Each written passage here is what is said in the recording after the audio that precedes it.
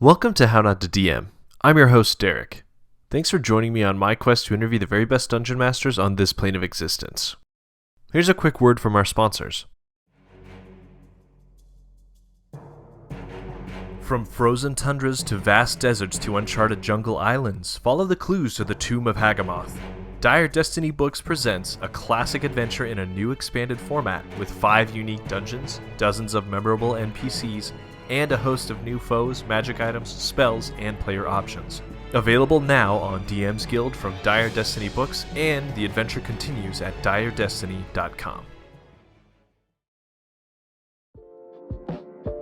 Hey online D&D players, tired of cumbersome anonymous character sheets or hefty subscription fees? Dwarven Academy solves that for you. Dwarven Academy is an intuitive and eye-pleasing character builder for D&D 5e devised to help all players easily navigate the game's complex rule system. Best of all, it's free.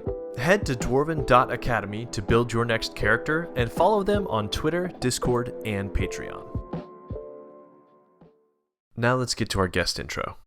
It's another day for us. Unfortunately, you are making us late for our lunch party for campfire, and Beyonce is waiting for us, and Ryan Reynolds. Like you wouldn't, they're huge TTRPG fans actually. So, but that's fine. We'll give you some time, and it's all good. Beyonce I could see, but I'm really surprised that Ryan Reynolds is into tabletop gaming. To be honest, huge. You wouldn't think so? He is huge. Wow. Yeah, he's a 3.5 guy though, so it's a thing. It's a thing every time. He's an OSR elitist.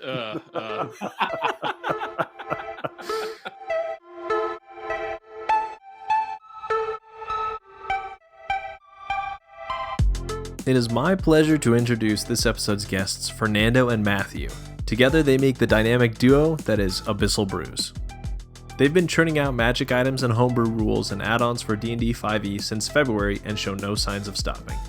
We chatted about what each brings to the table, their TTRPG journeys, and much more. Enjoy!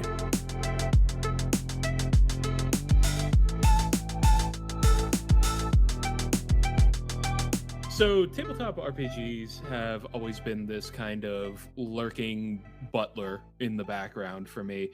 Whenever I was really young, somewhere in the 12, 13-year-old era, I was invited from a friend over to just hang out and chill. And I'm over there, and his older brother has all these books that were 3.5 at the time. And I am, at this time, a huge Dragonlance nerd. I was reading those, and he asked me, "Hey, do you like Dragonlance? So do you want to, play a game of Dragonlance?" Essentially, I was hooked instantly. I mean, I went home, and that was after I ran my first session with him. I went home, and the next week, I bought everything that I could possibly get my hands on as a 13-year-old with a reasonable allowance saving. But after that, it never stopped. I started DMing about 6 weeks later, and from that point, I was gone. That was my forever life from that point on. I loved it so much. That's how I got started. I'm 33 years old now, so I've been at it for quite a number of years. I guess that's 2 decades, which feels weird to say, right? But I try not to use the years of experience thing. That feels really awkward to me, but that's how I got started. It was just somebody's older brother, friend's older brother that said, "Hey, you like nerdy stuff. I can feel that about you." And he was right. So that's how you have to get into TTRPGs when you're younger, is another nerd recognizes your nerdiness. So either I was too nerdy or I wasn't nerdy enough, and I had to wait till I got to working age, and then coworkers invited me. That's what I'm understanding from this. So good to know. That's different. Yeah, I would never expect that. I mean, I have coworkers that kind of hint around that they might have previously played D&D, but they never really commit. If I say "Oh yeah, I'm big into D&D. I love TTRPGs." So, and Fernando, didn't you have a coworker that was into TTRPGs that you were talking about, or was that not who I'm thinking of? I had some friends, not really coworkers, but I had some friends that were into that stuff. But it's one of those things where you kind of nerdom recognizes nerdom, because the guy actually that was in my party, the one time that I DM a game, which was disastrous. So this is the perfect podcast for me, because like if you want to learn how not to DM, just listen to a couple of stories from those 2 sessions, and yeah, that's exactly how not to do it. So it was almost like one of those like, this is how not to do it on purpose guides. But it's funny because that guy, who's still a great friend of mine, even though he moved away, I would see him and his wife at the train station going to work all the time. And I was always like, yeah, there was something about him that stood out from the crowd that I was like, that's my people. And my wife and I, coincidentally, were at a restaurant one time, and I bumped into him and his wife. And my wife went to the bathroom, and he was in the table next to ours. And I just straight up was like, hey, this is going to sound weird, but like, I actually see you guys at the train station in the morning sometimes. And we struck a conversation, and we became, not friends there, but we exchanged info, because I'm like, hey, we just moved into this area. We're looking to like people to hang out with, other couples and stuff. And sure enough, this guy was into D&D. He was into all the same movies and nerd. So it's kind of like we recognize each other, right? It's there's something that's like a sixth sense, or it's almost like Highlander. Like, when there's another nerd around. It's the nerdy aura, yeah. So Fernando, what about you? How did you get into gaming originally? Super different. I grew up in Cuba and a little bit in Venezuela. And in Cuba, we don't have any of this stuff. Like, in fact, all this stuff, anything American is bad. But in Cuba, when the weather is right, you can get TV signals from Miami if you have like a certain antenna and stuff like that. So I would watch kind of like pirate TV. It is kind of what it was. But it was really just regular broadcast TV from Miami. And I would watch the commercials for all this D&D. I don't know if you guys remember, this is in the 80s, because I'm 40, I'm older than you guys. And in the 80s, they had this, yeah, right? My cane is off screen. So in the 80s, they had all this sort of like toys. It was kind of like play sets with D&D. It was D&D branded. And I thought that's what D&D was my whole life. And then when we moved to Venezuela, I saw D&D at a bookstore. And things like this outside of the United States, especially in third world countries, are extremely expensive. And my parents, we were actually dirt poor, but every now and then they would kind of, buy me stuff like this. It's funny because I didn't grow up around nerds at all, but it was in me. Since I was a little kid, that's what I was attracted to. All the other kids in Cuba and Venezuela, they were into sports, they were into going to the beach, all those other things. And literally, I didn't know any other kid that was into the stuff that I was into.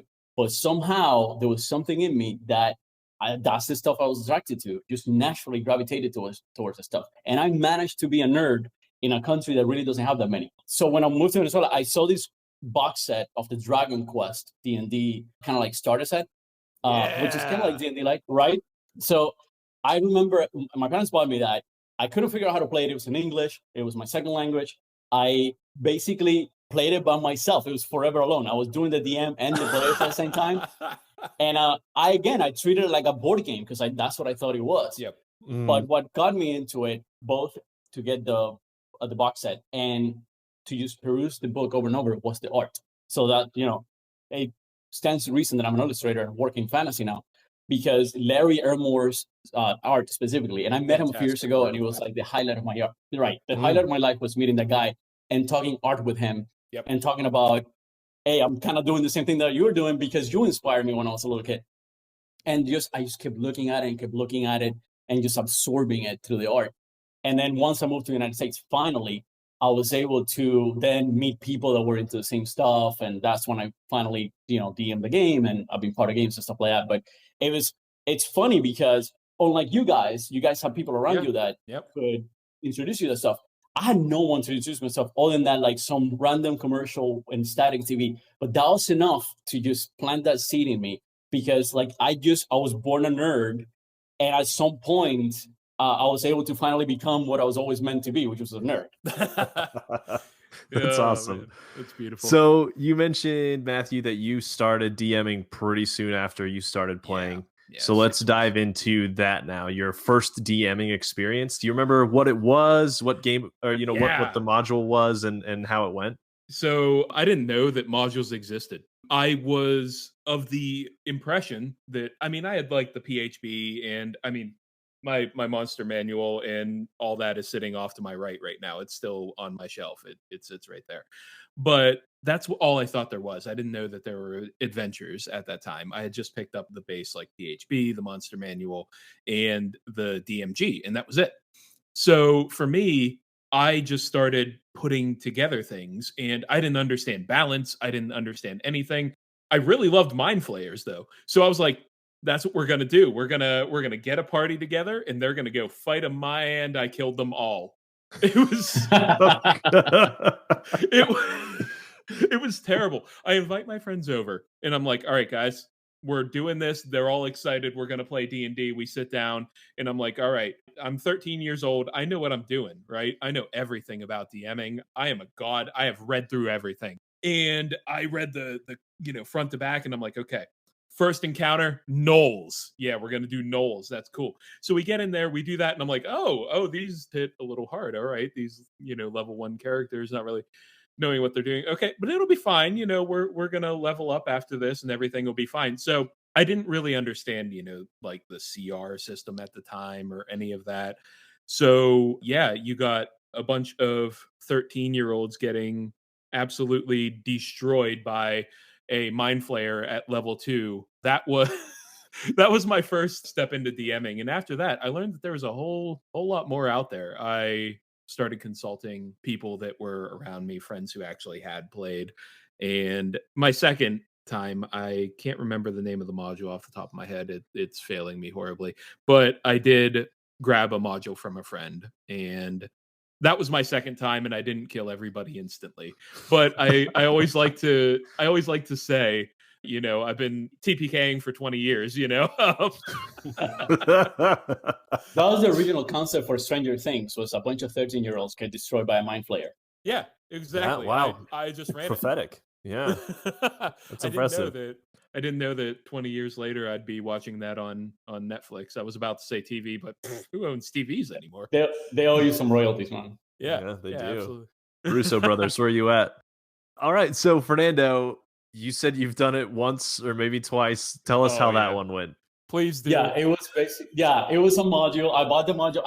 So I got into it because I was listening to Acquisition Incorporated. I'm a huge Penny Arcade fan, and that's what got me into it. I was like, oh, this is fantastic, right? Like, it was 4th edition, and I bought the module, the starter kit or whatever, and I got my friends, that friend from the train station, my cousin, and another kid, and basically it was just a disaster. I was more into laying out the tiles. I was treating it like a board game. I was treating it like a video game, which I know you were talking to Jeff about that.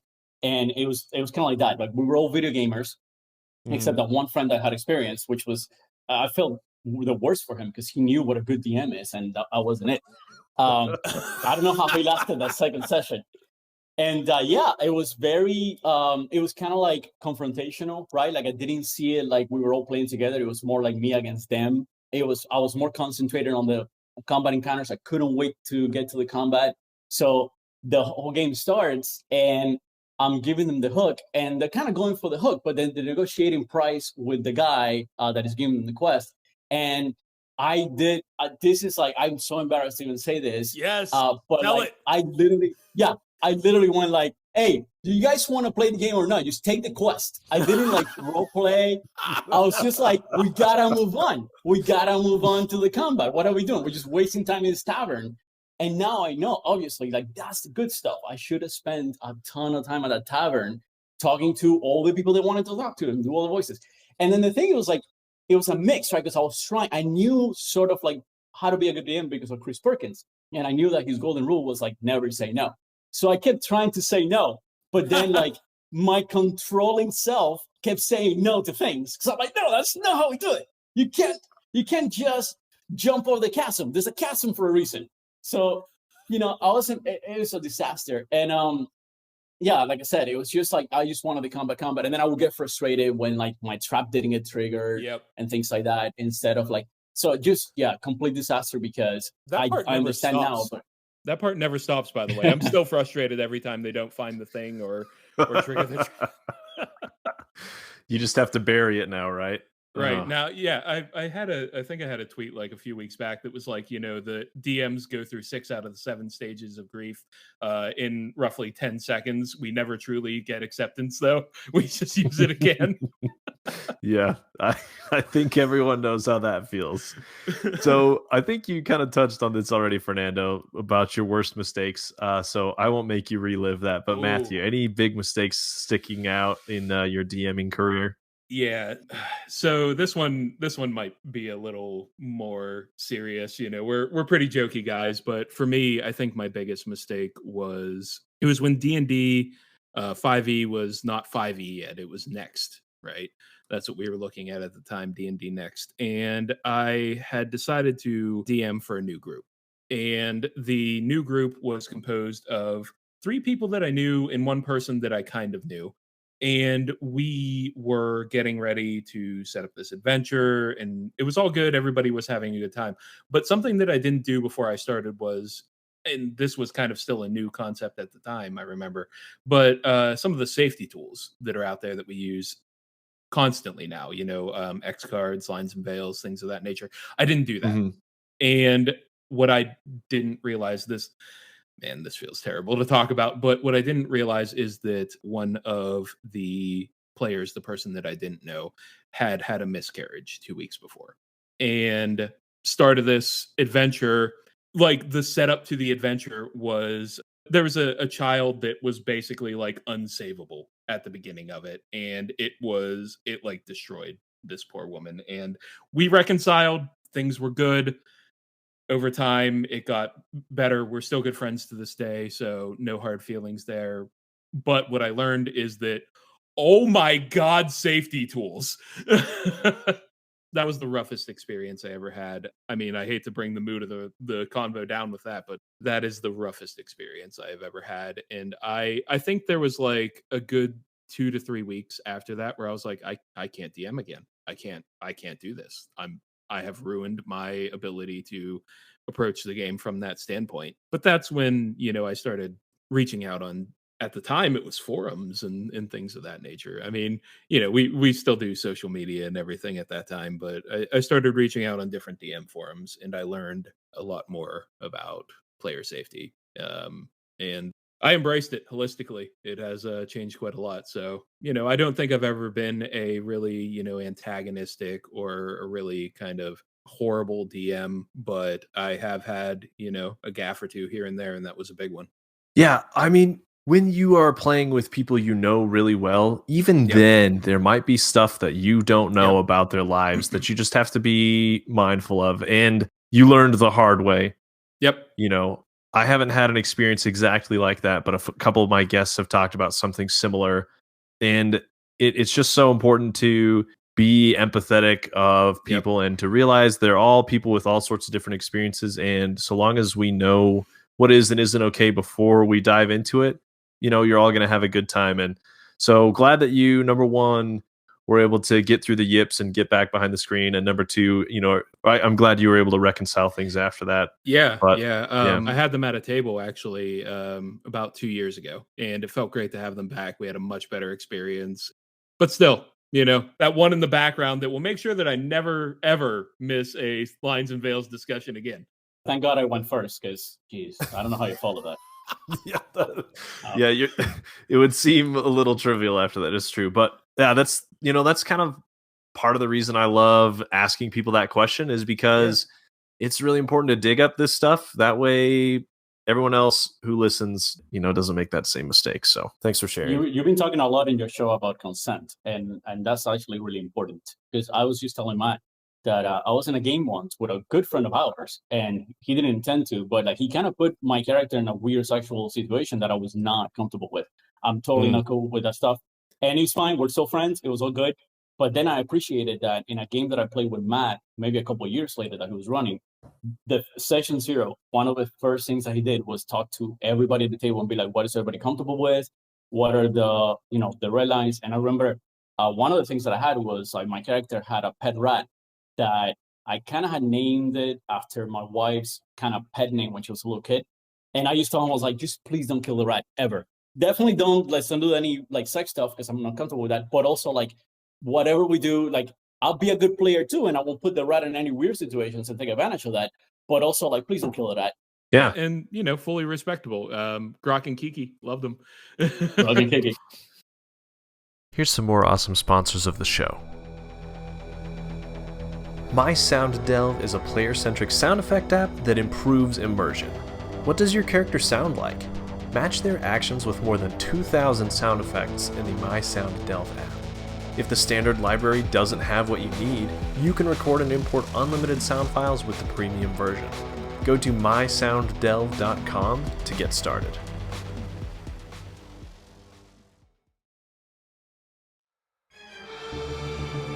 Are you hungry for fortune and glory? Then follow the clues to the Tomb of Hagamoth. Join the hunt for a treasure great enough to tempt even the most jaded adventurer. Dire Destiny Books presents an adventure for 4 to 6 characters starting at level 3 and ending at level 9, with entertaining monsters, traps, and unique treasures for you to encounter across a dozen thrilling locations. Available on DM's Guild from Dire Destiny Books, and the adventure continues at diredestiny.com. Now let's get back to the show. Let's talk about some of your favorite moments in games. And this can be when you're running the game, or it could be when you are playing as a player as well. So what are some of your favorite moments from both of you that are of improv, something that was made up on the spot that was memorable? It could be combat, it could be role-playing, it could be a specific encounter. Yeah, I unfortunately don't have much because I'm being mostly a player and not a DM. And the games that I have played there's been some great improvisation. It's been great. Like one time, my character kicked off that door and yelled "Booyakasha" and just like set aflame a bunch of goblins. And it was hilarious.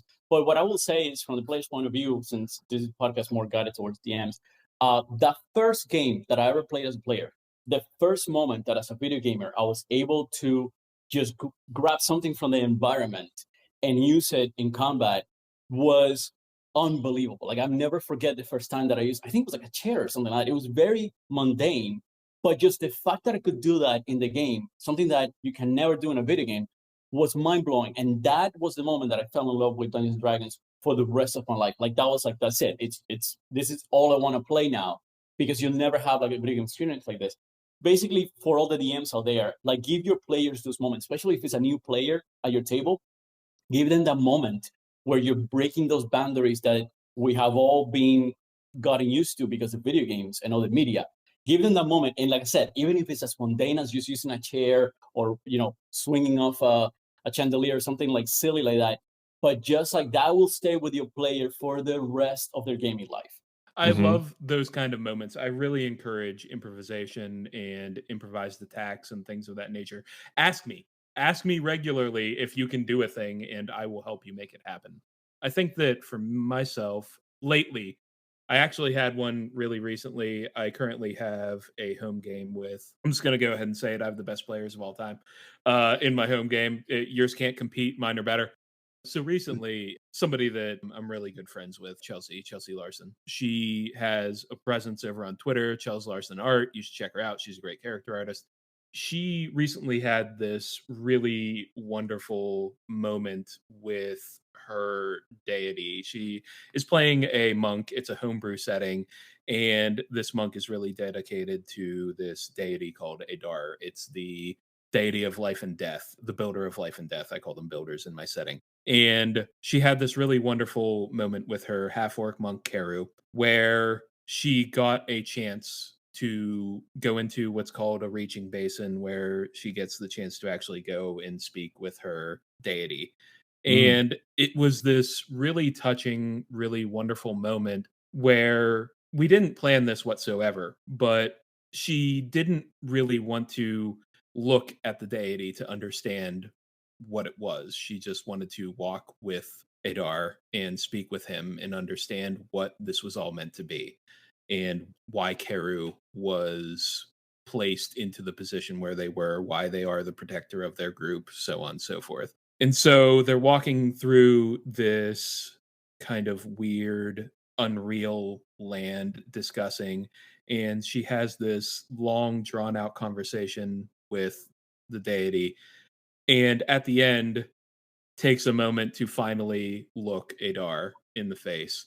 And that moment was just amazingly powerful at the table. There was quiet for quite a while afterwards, after seeing, her deity for the first time. And I remember that after that session, everybody kind of agreed that that was probably one of the better improv and story beats that we've had.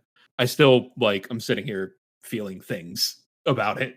The real great part, though, was the joy of her character Karu finally getting that face-to-face interaction that they had been wanting for so long. In my realm, all of the builders, all 12 of them, are former mortals that ascended to deities and built this world that they're in now. I said former mortals because they weren't necessarily human. In fact, what Karu got to see when they looked up and saw their deity was my favorite monster of all time, a mind flayer, bringing it right back. Got him. No, it was beautiful though, because in that kind of setting, the mind flayer Adar, very different, but it was just a really like wonderful moment where everybody agreed it was a great story beat, but also everyone was like, what?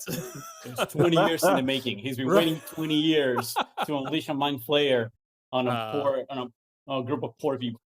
By the way, can I just say, like, this is why Matt is one of the best things that's happened to the TTRPG community. And I say that as a community member and not as the other half of Abyssal Brews. Notice that he just plugged Chelsea's stuff, and we haven't talked about our stuff at all. And that's what he does, right? Like, he's so selfless. He's always uplifting other people. I know it's we're joking. By the way, campfire. No, I'm kidding. Right. Yeah. but I'm serious. That's why I think he's such a great addition to this community, and because that's what he does. Like, he just believes in uplifting other people, not just plugging our stuff. So this transitions well into your project, your combined project, which is Abyssal Brews. So tell us how you two met, and then how Abyssal Brews got started, and how it's going today. So I was running a Final Fantasy XIV guild called 404 Guild Not Found. I launched it in the beta of Final Fantasy XIV A Realm Reborn. Whenever it was coming back and it was looking good, and I'm like, oh man, I love MMOs. This is pumped. Loving Final Fantasy. I'm going to start up a guild. I have always been, this is going to sound really not humble, but I've been kind of a natural leader for a lot of things. So a guild leader position was nothing new to me. I had run some other things in the past, in World of Warcraft, and then Guild Wars 2, and Tesso and other things, so on and so forth. But I started the guild for Final Fantasy XIV, and the tagline I remember was chill, social, kind of silly. That was the thing that we were running, and I kept up, advertising recruitment threads, and we actually had a kind of what I'll call rigorous application process. We were very picky about who we got in because it was meant to be like a social club for us, right? We wanted to feel good about the people that we were getting in. We wanted to have people that were similar to us, which, people that wanted to enrich the community and have a good time. Fernando actually was one of the very earliest members that was not in my inner circle of friends. I think that yourself and Drew were the... Oh, yeah. Yeah, you came as kind of a package deal. And we still kind of are. Right. But they both applied within the same day, and I think that they were like the 8th and 9th member of that guild. That's when we got started, and that kicked off a friendship that I didn't necessarily expect, but I am so happy for it. He and I kept in touch after 404 kind of, fell down, and we never stopped being friends. We kept playing games together. We kept talking. We kept hanging out. I had him in a D&D campaign or two. And over that time, we kind of realized that he and I were meant to be working together at some point. Fernando, I don't know, from your side, how was it when you joined? Was it like obvious that we were going to be long-term friends? I don't know. Yeah, I had just come back from PAX where we finally tried Final Fantasy 14 because I was like swearing off MMOs at that point. But then I liked that one. And then I started looking for a guild. And what I liked about that guild was they had the best website I've ever seen for a guild. And it's all about Matt's graphic design, right? Like, this website was unbelievably good for a guild. This was before the day of like Squarespace and all that stuff where anybody could make a decent looking website. This was all like handmade stuff. And I was blown away. I was like, okay, like I want to be part of this just because I'm a very visual person. So I applied, and I was really funny in my application. I remember like I like making people laugh and stuff. sometimes it's a problem in my D&D games because my entry into D&D is Acquisitions Incorporated, which is kind of like a comedy podcast, and the Adventure Zone and stuff like that. That's what I gravitate towards. I love Critical Role because they get really silly too, but sometimes it's a little heavy for me. So I always feel like I have to bring some funny to the D&D games, which I know doesn't jive for everybody, and I try to be respectful of that too. So I pulled myself out of a few games where I'm like, yeah, this is not for me. Like, I don't want to ruin their fun for everybody else. So anyway, I applied for the guild, and so like we were having our first baby, and I remember they sent me like a really nice kind of like baby shower gift, which I was like, what video game guild does that for you? And that's when I was like, that's it, like Matt is now in my circle of like best friends forever. I made a point because I remember like when the guild kind of fell apart, he was the leader and stuff like that. Things were a little weird, like it always is. But I made sure to stay in touch with him because I had just connected with him. And I mean, he's definitely one of my absolute best, closest friends. And we've been like that for, I want to say 8 years or something like that. Since I think it's like 2013 is when we kind of know, because that's when Final Fantasy 14 came out. While just being friends, we got into TTRPGs and stuff like that, D&D. And I remember a couple of years ago, maybe we had like an idea for like a board game. I'm hoping that we can still make something out of it in the TTRPG space, perhaps as a campaign. Because he's a really good writer. So I would like us to explore that more, but as a D&D campaign rather than as a board game. But that's how we started working together on something. And that felt so good. That even though that project didn't work out, I always kept my eye out for all the projects that could possibly work out better. And then when he started talking about homebrewing and stuff like that, I kind of just inserted myself into it because I think he was just going to hire me for the illustrations, which means that there would have been a lot less illustrations in the modules and stuff like that. Yep. But I was like, no, dude, let's just be partners. And that's how we kind of partnered up. And, I tried to help with more than just the illustrations. It was this really interesting discussion we had that went on for probably about 2 or 3 days. I go through a bit of depressive cycles at times, and I think a lot of people in this community can understand struggles with depression. And for me, January was a real dark time, probably just because, there was a lot going on in the world.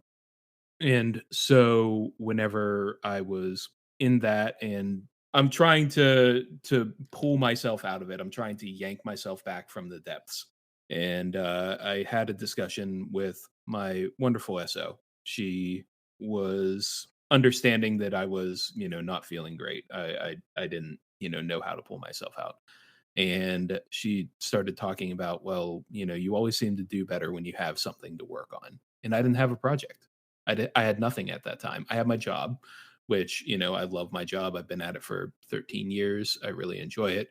But I didn't have something that was passion to work on. So she told me what you need to do is find yourself a project. What's exciting to you right now? And my answer to that was, well, I've always wanted to put my homebrew out there, things that I make, because I really enjoy DMing. I really enjoy sharing that with others. I enjoy the collaborative effort of storytelling. So that's when I started working on it. And I got excited because I was so happy to have a project again. And because I was excited, I started talking about it with all of my closest friends. And the closest of the close right here, my boy Fernando, I told him about the project early, and he could see that I was excited about it. And he's like, well, let's do this. We had this previous kind of, failed project in our background, but I didn't want to fall into that trap again. So I said, what we're going to do is we're going to start slow. We're going to start small, and then we're going to slowly expand as we go. And here we are. Yeah, so I mean, the same skills that he used to be a really good guild leader in Final Fantasy 14 is what makes him a really good leader when it comes to this project that we're doing. It's things like that. I get very excited about things. Wisdom is my dump stat, basically. I get super excited. I jump in right away, and Fernando's a golden retriever. He is. Yeah. So and that's not to say, by the way, just for people out there, I also had bouts of depression, and I see a therapist every single week. There's no shame in that. Everybody should do it. One of the reasons take care of your mental health. Yep. Yeah, it's like you see me being happy and joking around right now. A ton of that is because I see a therapist every single week, because everybody has problems and everybody has depressions, and it's sometimes a chemical imbalance thing. So it's one of those things where like I jump and then Matt is the one that sort of like slows me down, because like sometimes somebody will say something funny, like a joke maybe on Twitter, and I'll message Matt and I'm like, I'm gonna draw that. And Matt is like, no, you have like items to draw and stuff. Like, don't. And you have limited time. And I'm like, no, you're right. I'm not gonna draw.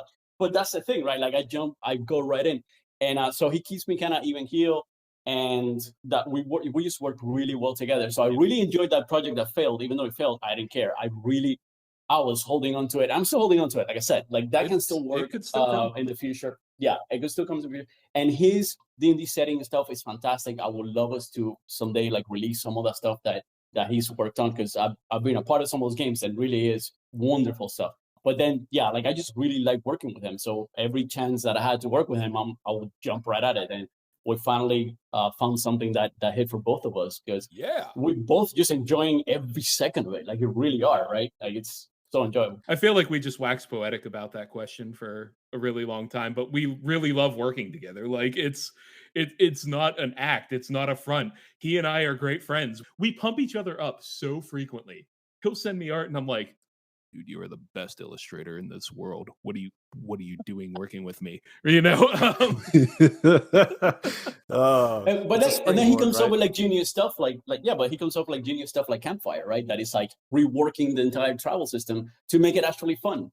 And like you look at it, and it's like the first time I read it, I was like, oh my god, this is like phenomenal. This should be official, basically. Like, everybody should include this in all of their games, because this is a way to make travel a really fun thing in D&D. Yeah. Anyway, great segue there, because that's what I want to chat about next. So Campfire just released today, which is the 24th, but this episode isn't coming out for a couple weeks. But anyway, as of today, I checked earlier this afternoon, and you'd sold over 100 copies on Coffee, and you have, I didn't check Itch, but I'm sure there's quite a few on Itch, and then you are also releasing it on DM's Guild in a few days. So Drive-Thru RPG. Oh, sorry, Drive-Thru RPG, yes. Tell us a little bit about Campfire, and then also maybe some of your other projects that you've got coming up. Absolutely. So one of the big problems that I've had with D&D over the years is that travel falls into two buckets for me. The first bucket is that people montage it and skip it entirely because they want to get to their destination. The second bucket, yeah, right, exactly. That's what I did, because I think that the most interesting, fun stuff happens when you're at the point.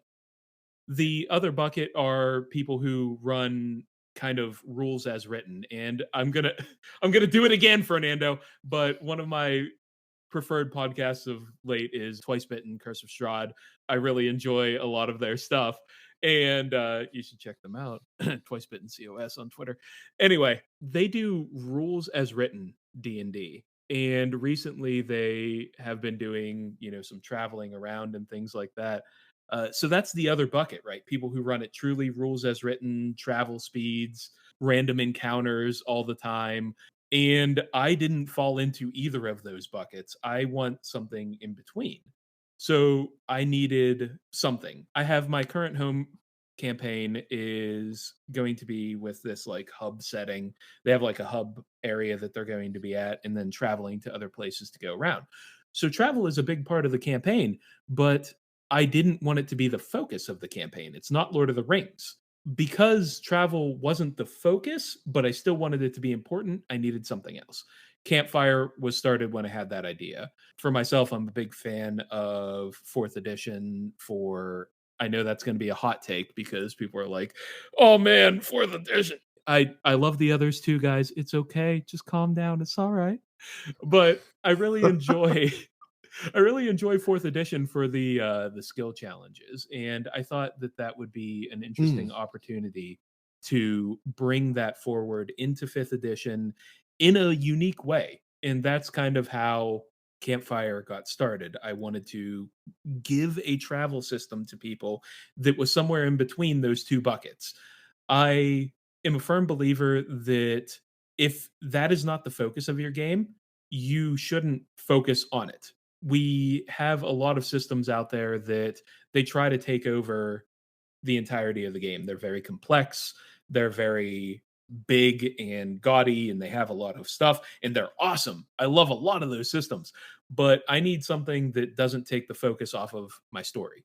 So that's what Campfire was intended to do. It's made to be a travel system that keeps the focus on your story, on your players, on your characters, on what they're doing and where they're going, while also providing some interesting weight through what I call hardships and windfalls, which are, kind of things that come along with travel. They're things that carry forward after you get to your destination. So travel doesn't feel like it's this overbearing, monster, but it also doesn't feel like a montage. It's that nice middle ground, and that's why I call it elegant. It's an elegant travel system for your table. What about your next couple projects? What do you have on the back burners that you're going to work on next? Yeah, super secret stuff. Oh, all the secret things that we're not telling anybody. Yeah. Don't talk about the aliens. Yeah, so our next couple projects, so the next one definitely, it has a working title right now that I'm not going to repeat out here, but because it might be robots. It's not robots. It's not robots. No. It has a working title that I'm not going to repeat because it might not be the final title, but it is the other side of this hub system that I'm talking about, which is town management without taking over your game. That is the next thing. There are fantastic homebrew, town, and building management systems out there. The biggest one, obviously, Matt Colville, this giant of the scene, somebody who I respect and share a name with in some ways, only first name. But I think he's been name dropped the most on this show, like more than Mercer, more than a bunch of other people. Yeah. Matt Colville, Matt Mercer, and of course, Matt from Abyssal Brews. Yeah, the three Matts. Of course, right? Yeah. It's a Matt world out there. But that is world.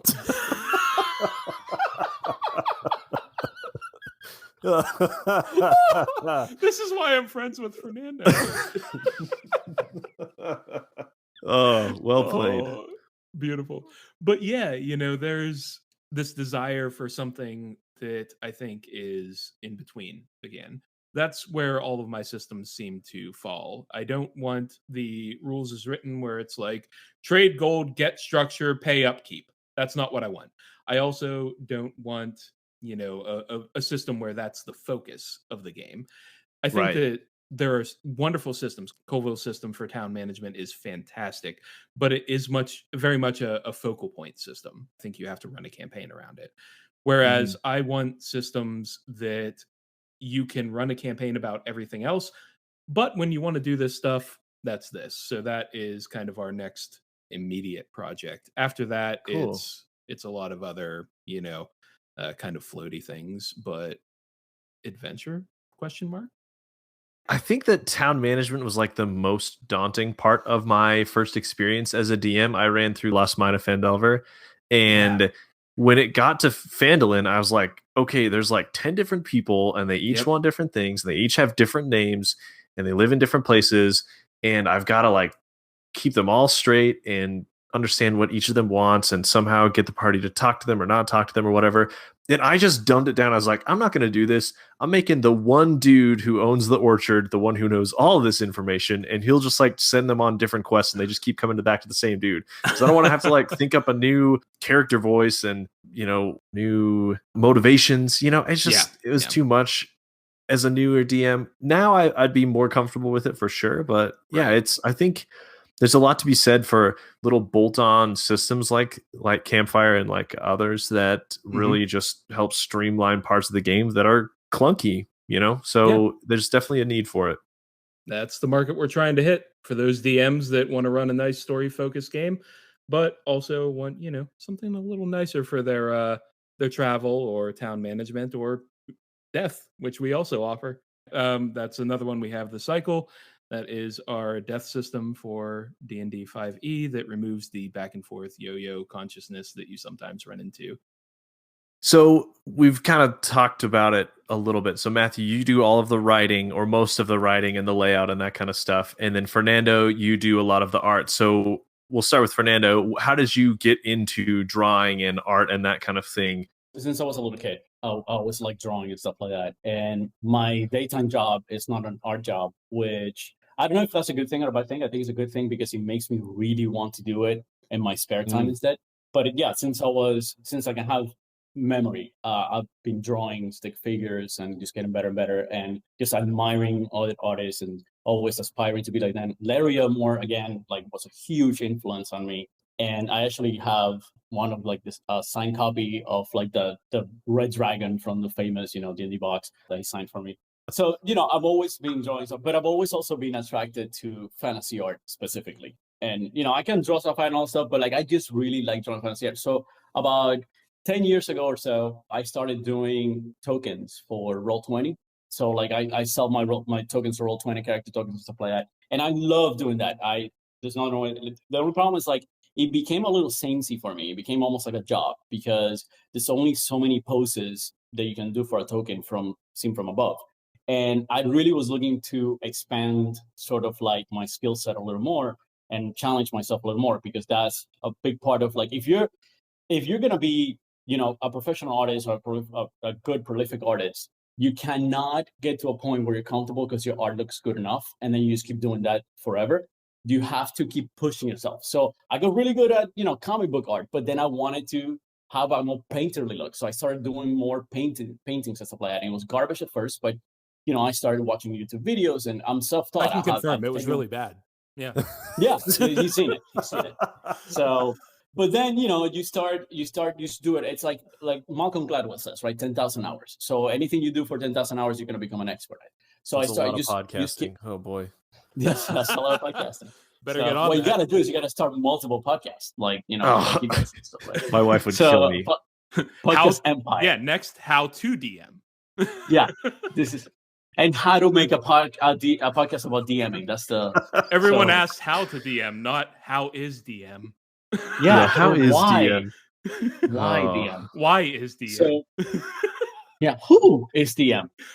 Yeah, I couldn't do that. If I did 3 podcasts, my wife would kill me. So it's not going to happen. But I love the idea. Someone out there, whoever's listening and has been thinking about starting a sister show to mine or starting a show that's going to replace mine because it's way better, Fernando's giving you free ideas. Go take them. And by the way, that's part of it too. Having a supportive spouse. All kidding aside, my wife is a phenomenal and like supportive person. Like right now, she took care of the kids and the dog and stuff, so I could record this podcast and stuff like that. So we help each other all a lot. It's definitely not one-sided. Like I do similar things for her and stuff like that. But that helps. So yeah, the way it works is, Matt, for the most part, he writes his stuff because he has a much better mind for this stuff than I do. And, I come up with items every now and then. We're working on one that I came up with right now, but like largely he's the ideas guy. And then I'll illustrate it. And you just called me the ideas guy. No. Yes, man. Yeah, Matt, I've got an idea that you guys should write for me sometime. Yeah. Derek, please. Please. This is like when you make a movie and then everybody wants to pitch you a script. Yeah. Yeah. So then, he challenges me, which is what I'm looking for. I'm looking to challenge my artwork to get better at it. And my whole life, like I'm basically gonna die chasing that dream of like I'm never gonna be happy with my art because that's how it's gonna keep getting better. And actually, Larry Elmore is something that when I talked to him, he said the same thing. People ask him, "What's your favorite painting you've ever done?" And he's like, "The last one that I did," because that's the thing, right? Every painting that I make, I love it for 5 to 10 minutes, and then I see nothing but the flaws. And on to the next one. And I apply, I look at the flaws of this one and I try to avoid them in the next one. And I learn from every single one. So just keep pushing myself. And that's what Matt is doing with his side of things. It's like he's pushing me to get out of my comfort zone and not just paint a bunch of like characters, but also do backgrounds and do townscapes and do landscapes and all these different things that I normally don't find as exciting. But the end result, I think, like speaks for itself. Like I'm actually very proud and happy of the artwork that we're putting out in our pieces. And you should be.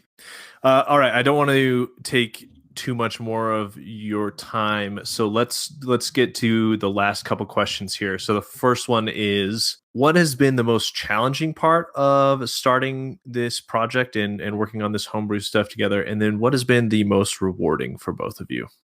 Honestly, there's been zero challenge for me. I've been thinking about it, and I can't come up with a single challenging thing, because people have asked us that before, and I'm like, it's been honestly nothing but joy for me.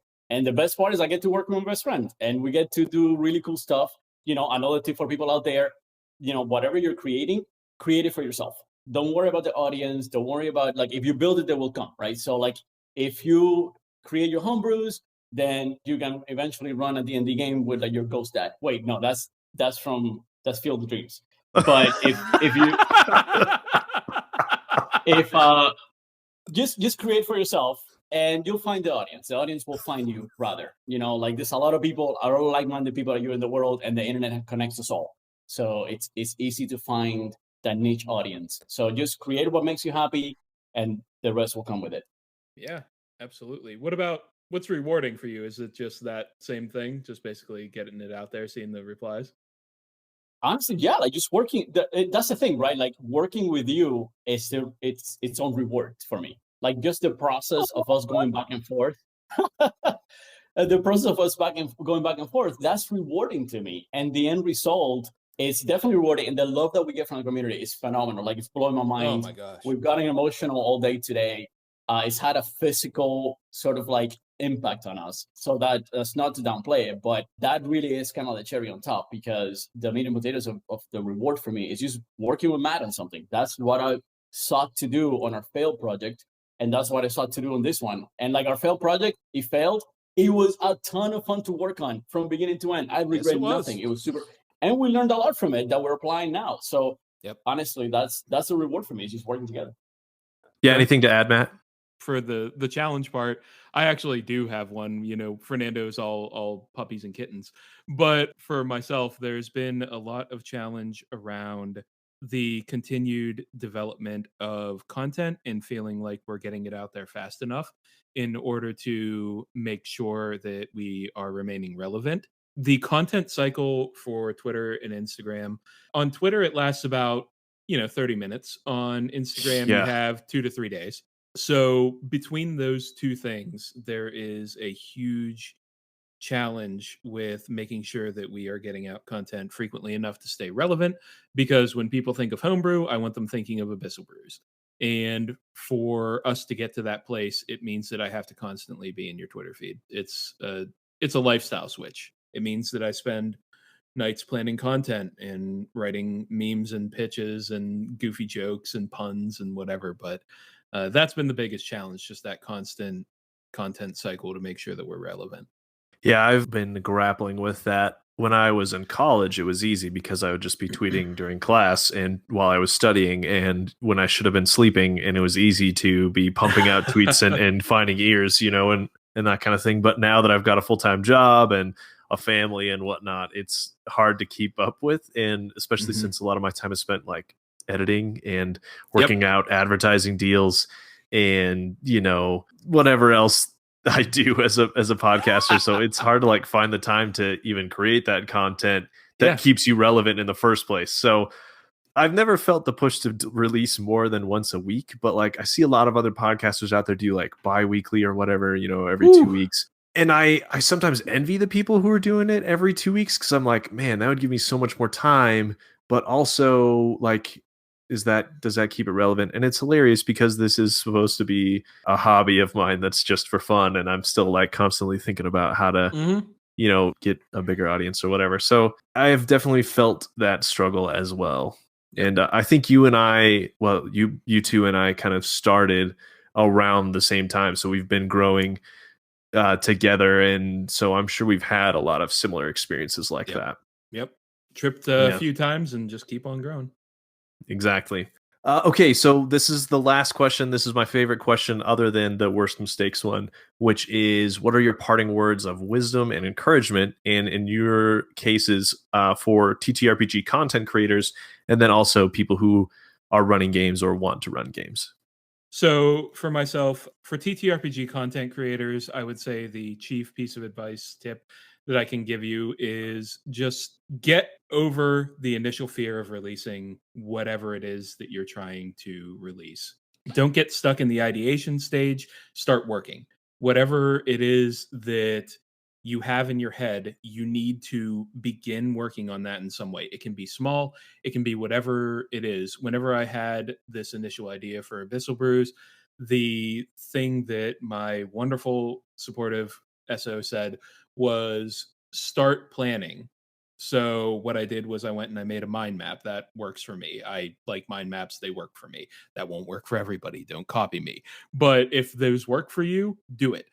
I started planning, I started writing out what it was going to look like, how this all could be put together, and I had this big vision for how we would set up Abyssal Brews from that. And then I started working on the little things, whatever I could.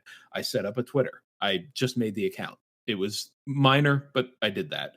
I set up our coffee shop. I set up this thing. I started building the website, and then it started snowballing into, all right, I'm working on this regularly, and now I have a nightly writing ritual that I use, and so on and so forth. But you need to take that first step, get over that fear of releasing, and then put it out and just see what happens, man. Because the cycle, whenever we first released it, it was pretty lukewarm. I mean, people were kind of like, okay, yeah, whatever. But as we started talking about it more and pitching it more, and people really started giving it a look, then it grew, and we started doing more and more magic items and things of that nature. We had a big July promo where we did a magic item every week, and now we've just been keeping that up since then. So I think for us, it was just getting over that fear of putting it out and being judged. But once we were able to start talking and start boosting the community and get people involved and get people really looking at our stuff, it changed the perception that I had on what it could be to be part of the TTRPG creator space. So I would say for anybody that's out there trying to get started in that space, just start making something small. Make one little thing, one little part of it. Just write a paragraph. Anything that you can do to make that initial step, that's the transition from your head to a piece. For anybody that's getting into DMing, I have 2 DM mantras that I will happily share with anybody that asks. Those are to be a fan of the players and to remember the humans. Those are the 2 things that I always tell any new DM. Be a fan of the players. All that means is when they are excited and doing something cool, be excited with them. You're their friend. You're with them at the table. Get excited for their crits. Get excited for their big character moments. Get excited for their funny jokes and their little in things that happen. Get excited for their characters having a cool and fun moment. And then the other side of it, just remembering the humans. We're all friends sitting around a table. You need to understand that everybody around that table is bringing their own experiences, and oftentimes just remembering that we are people, not just the characters we're playing. That will take you really far. It'll make you feel like a good DM, and it will make your players feel like you're a good DM, even if you're just okay. What about you, Fernando? Yeah, that's such good advice. Just make something and put it out there, because the first thing you make is the biggest hurdle. Get out of your head, put it out there. And you know what? It's probably going to suck. It's probably not going to be well received, but that's fine, because you're going to learn from it. And the next thing is going to be better. And eventually you're going to hit it, because I have worked on a ton of failed video games, failed board games, failed comic books before, I got to Abyssal Brews, and then we've seen success with what we're doing. It's okay to daydream, but don't try to be super successful from the beginning. Create what makes you happy, not what's trending, not what you think is going to sell. Create what makes you happy, what you want to create, put it out there, and it will find its audience. If you are a Let's Play podcast, don't try to be Matt Mercer from the get-go. If you are an illustrator, don't try to be Larry Elmore and Wayne Reynolds from the get-go. Just, keep doing it in your spare time as your hobby, but just put it out there. The important thing is that you release it. I always tell my daughters, it's only a mistake if you don't learn from it. So anything you put out there, if it seems like a mistake, it's not if you learn from it. It's a learning experience. So that's when it comes to that. When it comes to creators, I will say, pay your artist, guys. Exposure is not legal tender. Supermarkets don't take exposure. You don't have your exposure card? What? Yeah. Fernando. I left it in my exposure wallet. This is really ironic because, Fernando and I split the profits from Abyssal Brews. I don't directly pay him. So But that's a form of payment, right? What I mean is, even if that's your deal, even if you're just splitting it 2 ways like we are, yep. And even if you sell just like $10, right? split it, because just the gesture of getting paid is so uplifting for an artist. Just the moment that you become a professional because you get paid, even if it's 25 cents, it doesn't matter. It's just the gesture of it. What is demoralizing is not getting anything for other than credit. Like, again, like my name on a thing doesn't pay for food. And if you're an artist, likewise, do not accept that as a deal. Don't let anybody be like, oh, but don't. Because the big studios pay their artists. The big studios that have more exposure than anyone, they still pay their artists. So that's kind of like, I guess, what one thing that frustrates me. And it's not just in this sphere, it's everywhere. Video games, Hollywood, comic books, TTRPGs, everywhere people are trying to, because budget for your art too, guys. Like the reason our thing looks professional is because we have sort of like an art budget in the sense that, he's a graphic designer, I'm an illustrator. We do the same thing. Find somebody who can do it, and then you split it with them. So there's going to be a blog about it where I break it down a little bit more if you want more information on that. But and don't be afraid to go to an artist that you like and see if they'll work with you. All right, we'll say it one more time for the people in the back. Please pay your artists. They are worth it, every single penny. It makes your product better every time. Every time. Yeah, I've had a few other people say the same thing. So pay your artists. Okay, so Campfire is out. It is available on Coffee. It is available on itch.io. It'll be available on DriveThruRPG at the time of this episode dropping. Check the episode notes for those links. It's $5. But yeah, everyone go check that out. Abyssal Brews on Instagram, on Twitter. And yeah, let's support them. And I'm excited to see what what new stuff both of you come up with. We're going to cycle ourselves out. Don't worry. Yeah. Season 2 of Abyssal Brews is a completely different team, you guys. Look forward to that. It'll be great.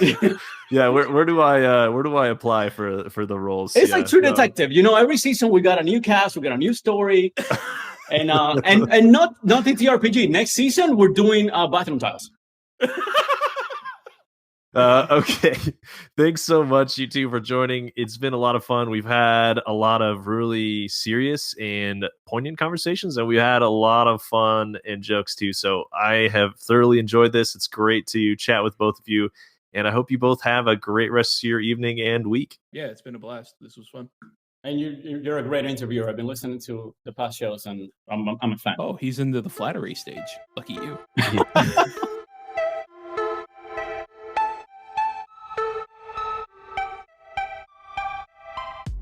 Thanks for joining us on How Not to DM. If you enjoyed the show, be sure to subscribe and leave me a review on Apple Podcasts, Good Pods, or Podchaser. And remember to share the episode with your friends and family at your TTRPG table. The ad music I use is from the free library of RPG tunes which Arcane Anthems has made. Check out that on his Patreon. My intro and outro music is by my good friend Torin, aka Mr. Tape. Check out his music on Apple Music or Spotify. And as always, until next time, roll some nat 20s for me.